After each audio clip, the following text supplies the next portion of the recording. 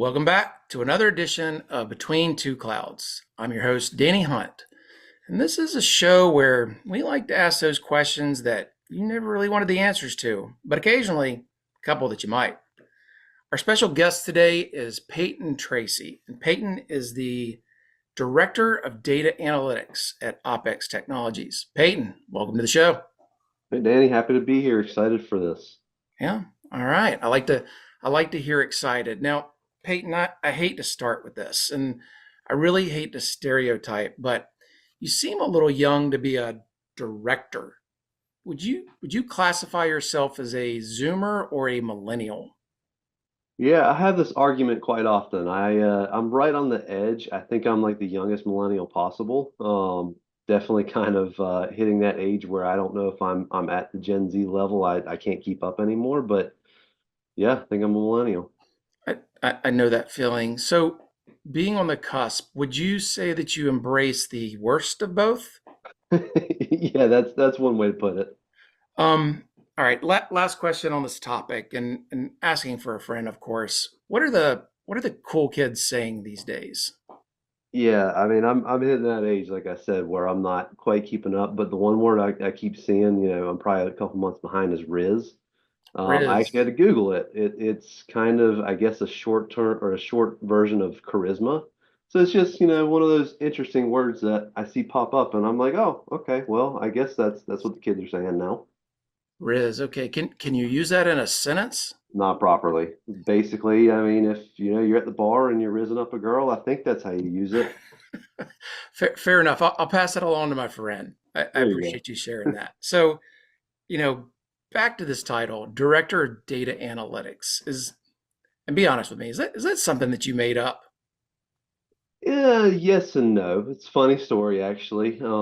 We had a data scientist on our team who was actually a year or two younger than me, and we started kind of our OpEx data analytics group.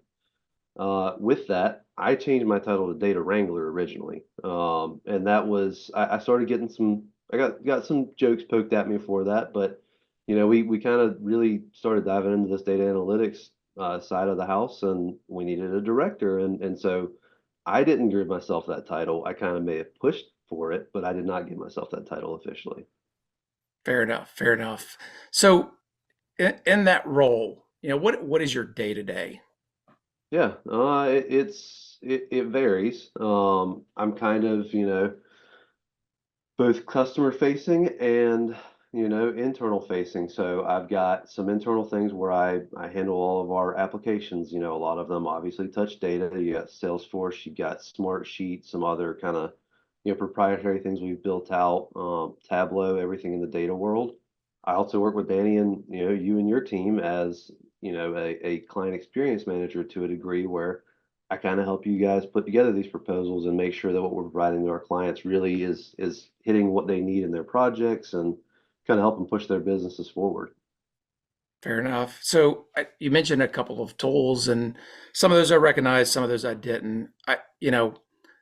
On one of our previous episodes, Eric Garrison was on, and he made mention of the impact that artificial intelligence has had on his business. I have to imagine you've seen an evolution of the tools that you're using. Is AI playing a role in any of the work that you're doing today? It's starting to. So obviously the Chat GPTs and the Geminis are super helpful for, any type of custom dev work or something like that. I am not a developer whatsoever. I could write, maybe 3 lines of Python code and it would look like to me like I've created some miracle. But Chat GPT and Gemini, the LLMs and things like that are definitely coming into play. These tools are starting to build in AI too, where you don't necessarily have to go to a third party to kind of figure out how to do some custom things and it's really cool. We're as a company definitely trying to get more educated in the AI landscape, and I think that it's going to, have an effect on my day-to-day life, and we're getting that way. I definitely wouldn't say that it's a constant factor, but it's coming that direction. I got you. Okay. So a little birdie uh, told me that you moonlight as a short order cook in the evenings. What can you expand on that? Yeah, that's a good one. So this is a one-time thing. I do cook, but not for this specific instance. So we've got our fishing tournament coming up, which one of our marquee events, and this story has made the rounds over the last couple of years. We like to have fun late at night, and we were playing poker and got to about 2 o'clock in the morning, got a little bit hungry. And so we did this at a place called River Dunes in Oriental, North Carolina. They've got like a, kind of a clubhouse that has a kitchen where we were having our meals. Well, me and a couple of other people who aren't going to be named decided that we wanted some burgers at 2 o'clock in the morning. We didn't have anything at the houses we were staying at, nothing like that. So we're like, oh, let's hop on the golf cart and go into the clubhouse and see if it's unlocked. Sure enough, it was unlocked. We walked upstairs, walked into the kitchen, and as one of us turned the corner, we hear somebody, "Hey, what are you doing?" And Miss Key, the lady that was running the events for River Dunes, came in laughing, and she's like, What are you two? What are you three morons doing?" And we're like, "Oh, we just wanted some food." She's like, "Well, what do you want?" We're like, "Well, we're looking for burgers specifically." She's like, "All right, well, you're not going to cook because you're going to ruin my kitchen. So let me make you some burgers, and I'm going to get you out of my hair." And so since then, we are known as the crew that decided to make burgers super late at night. And I have campaigned to have some easy to make food in these cabins at night. So hopefully that solves that going forward. That's such a great story, and I suspect there was some alcohol involved. Maybe a Um, little bit. would you say that everybody in the company was supportive of your efforts to feed our guests late at night?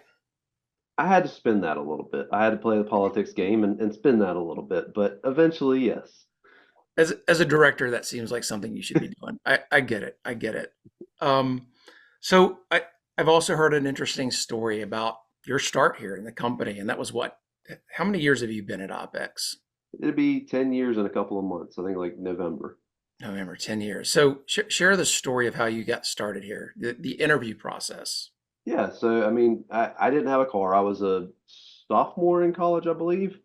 I was working a couple of jobs at the time. I was working at Chipotle and working on campus in NC State. And I'm like, you know what? I want to do something different. I want to actually, one, be able to buy a car. That's really what it came down to. But two, I want to do something that could work out professionally for me eventually. And so I happened across a job listing for an internship at, at the time we were Digital Services, not even Opex Technologies yet. And I'm like, how am I going to get out there? This is 10 miles away. I don't have a car. So I figured out how to rent a car through, forget what it was called. It was like Ziply or some like, I don't know, some college car rental thing where you can rent before you're 25. And yeah, rented the car and went to the interview and had no clue what I was doing. And I think I was very soft spoken at the time. And but it worked out. I mean, I talked to the whole team. We had five or six of us on staff at the time, and talked to everybody, and it worked out really well. So maybe this was part of a community outreach program, empathy program, potentially. Your start here. Yeah, I mean, it worked out, and I guess it's the empathy program, and they feel bad getting rid of me now, so I'm just stuck here. Fair enough. Whatever it takes. So 10 years, that's a good long while. And I imagine in that 10 years you've gotten to know the team pretty well. So I guess two questions. One, who is your favorite advisor here and why is it me? That's a good question. No, we have good time, just like on this video right here. But no, I mean, it sounds cliche, but the team truly is, almost like a family. Obviously, sometimes that doesn't sound the best from a company perspective, but everybody here, we can hang out uh, outside of work. We have fun together.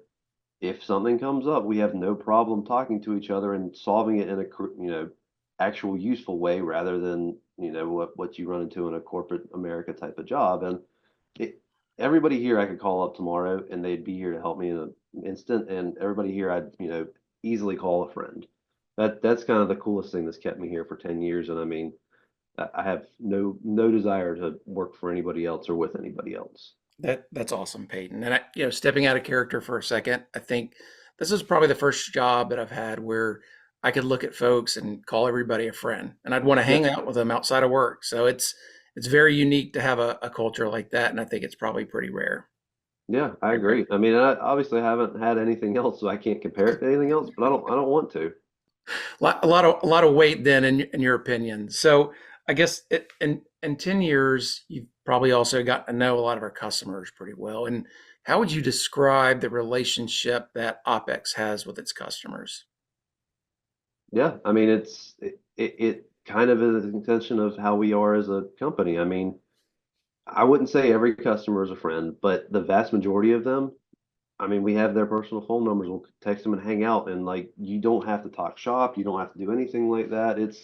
It's just an interesting type of relationship where like we just kind of enjoy hanging out, and we think it's a mutual relationship like that. Maybe these guys hate us, but I don't think so. They still come to our events and still hang out with us. But no, it's on a serious note. We work very professionally with them, but we also have very personal relationships, and it's a very interesting dynamic where it's not all about the professional aspect of everything. And we could call most of our clients good friends and people that we could just hang out with any given day of the week. I, I would agree, and I appreciate you sharing that. And I think um, I think that's probably going to be a wrap for us today, Peyton. It's been a surprising joy to chat with you here for a little bit. So thanks for spending some time with us. Thanks for everybody else that took some time to stop by. And until next time.